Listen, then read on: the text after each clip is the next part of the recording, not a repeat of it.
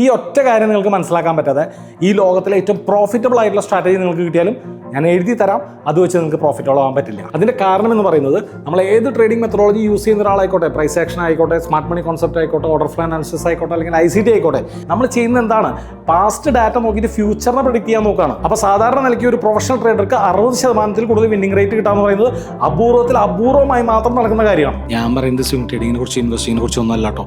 അതായത് short time ഫ്രെയിമിൽ നിങ്ങൾ 15 മിനിറ്റ് 5 മിനിറ്റിലൊക്കെ ട്രേഡ് ചെയ്യില്ലേ, അപ്പോഴത്തെ കാര്യമാണ്. ഇവിടെയാണ് നമ്മൾ റാൻഡം ഡിസ്ട്രിബ്യൂഷൻ ഓഫ് ഇവന്റ്സ് എന്ന് പറയുന്ന കോൺസെപ്റ്റ് മനസ്സിലാക്കേണ്ടത്. റാൻഡം ഡിസ്ട്രിബ്യൂഷൻ ഓഫ് ഇവന്റ്സ് പറയുന്നത് നമ്മൾ സാധാരണ മനുഷ്യർ പ്രതീക്ഷിക്കുന്ന പോലെ വിൻസും ലോസസും ഒരിക്കലും ഒരു ഫിക്സ്ഡ് പാറ്റേണിലല്ല പോയിക്കൊണ്ടിരിക്കുന്നത്. അത് വളരെ റാൻഡമായിട്ടും വിയേർഡായിട്ടുമാണ്. സംഭവം എന്ന് വെച്ച് കഴിഞ്ഞാൽ നമ്മൾ 60% വിന്നിംഗ് റേറ്റ് എന്ന് പറയുമ്പോൾ ഓരോ 10 ട്രേഡിൽ 6 ട്രേഡ് വിജയിക്കുകയോ അല്ലെങ്കിൽ ഓരോ 20 ട്രേഡിൽ 12 ട്രേഡ് വിജയിക്കുകയോ എന്നുള്ള പ്രതീക്ഷ വളരെ ബുൾഷിറ്റ് ആയിട്ടുള്ള ഒരു എക്സ്പെക്ടേഷനാണ്. ആദ്യത്തെ ഒരു മാസത്തിൽ 20 ട്രേഡ്സ് കൺസിഡർ ചെയ്താൽ 60 വിന്നിംഗ് റേറ്റ് ഉണ്ട്. പക്ഷേ രണ്ടാമത്തെ മാസത്തിലാണെങ്കിൽ വെറും 35% വിന്നിംഗ് റേറ്റ് ഉള്ളൂ.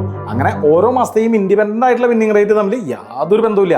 പക്ഷേ end of the day total 100 trades കണക്കിലെടുത്ത് കഴിഞ്ഞാൽ നമുക്ക് എത്ര കിട്ടും? 60% വിന്നിംഗ് റേറ്റ് കാണാം അല്ലേ? അങ്ങനെയാണെങ്കിൽ ഇതിൽ ആദ്യത്തെ മാസം മാത്രം ട്രേഡ് ചെയ്ത ആൾ പിന്നെ ഇരട്ടി പൈസയും കൊണ്ടായിരിക്കും മാർക്കറ്റിലേക്ക് വരുന്നത്. എന്നാൽ രണ്ടാമത്തെ മാസം മാത്രം ട്രേഡ് ചെയ്താലോ ആ സ്ട്രാറ്റജി തന്നെ ഒരു പൊട്ടത്തരാണെന്ന് പറഞ്ഞ് വല്ല കുപ്പയിലേക്ക് അറിയാൻ ചാൻസ് ഉണ്ട് അല്ലേ? ഇനി നിങ്ങളൊന്ന് ആലോചിച്ച് നോക്കിയേ, ഇതിൽ എത്ര പേർക്ക് ഈ പറഞ്ഞ 60% വിന്നിംഗ് റേറ്റ് കിട്ടിയാൽ ഈ രണ്ടാമത്തെ മാസത്തെ ജീവിക്കാൻ പറ്റും? ഇതിൽ നമുക്കൊന്ന് മനസ്സിലാക്കാം.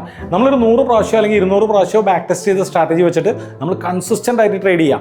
അതിലൊരു 10 ട്രേഡോ അല്ലെങ്കിൽ 20 ട്രേഡോ നമുക്ക് ലോസ് ആയാലും പ്രോഫിറ്റ് ആയാലും സന്തോഷിക്കേണ്ടതില്ല, സങ്കടപ്പെടേണ്ടതില്ല. ഇൻ ഷോർട്ട്, നമ്മളൊരു 100 ട്രേഡെങ്കിലും കഴിഞ്ഞിട്ട് വേണം നമ്മൾ നമ്മളുടെ സ്ട്രാറ്റജിയെ ഇവാലുവേറ്റ് ചെയ്യാൻ. ഇനിയും സംശയം ഉണ്ടെങ്കിൽ നിങ്ങൾ ChatGPT ചോദിക്കുക, നമ്മൾ എത്ര ട്രേഡ് കഴിഞ്ഞിട്ട് വേണം നമ്മുടെ സ്ട്രാറ്റജി ഇവാലുവേറ്റ് ചെയ്യാൻ? താഴെ വന്നിട്ട് കമന്റ് ഇടുക.